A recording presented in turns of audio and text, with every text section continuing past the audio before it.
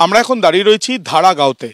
মিরিকের প্রত্যন্ত এই যে গ্রাম, সেই গ্রামে একাধিক বাড়ি ক্ষতিগ্রস্ত হয়েছে, একাধিক ঘর ক্ষতিগ্রস্ত হয়েছে, মৃত্যু পর্যন্ত হয়েছে এই গ্রামের বেশ কয়েকজন বাসিন্দার।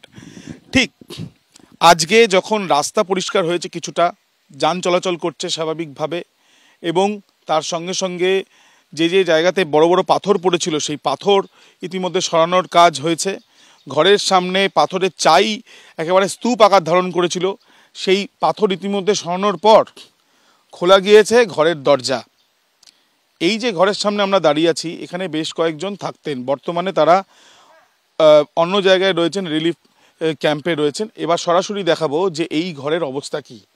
এই যে দরজা, এই দরজা একবার খুললেই দেখা যাচ্ছে খাট রয়েছে, এখানে রান্না করার জিনিস রয়েছে, কিন্তু এতটাই এখানে পলি বা এই যে টানা ধসের জন্য এবং টানা বৃষ্টির জন্য মাটি নরম হয়ে গিয়ে এখানে এমনভাবে ঢুকে গিয়েছে যে এখানে আর বসবাসের অবস্থা নেই বললেই চলে।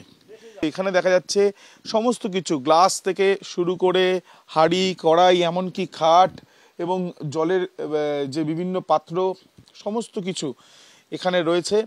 পলিময় এই ঘর। এই ঘর কি আদৌ বাসযোগ্য?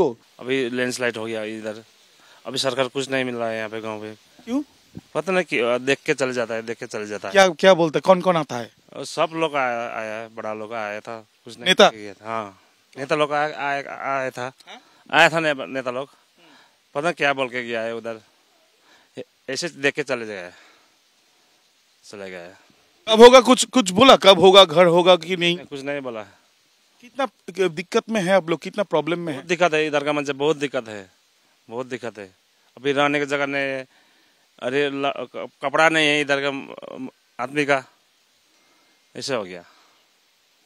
अभी रिलीफ कैम्प में है सारा लोग। अच्छा, रिलीफ कैम्प में है अभी, यहाँ का आदमी है रिलीफ कैम्प में है। लेकिन ये घर कब होगा, कुछ बताया? कुछ पता नहीं बताया।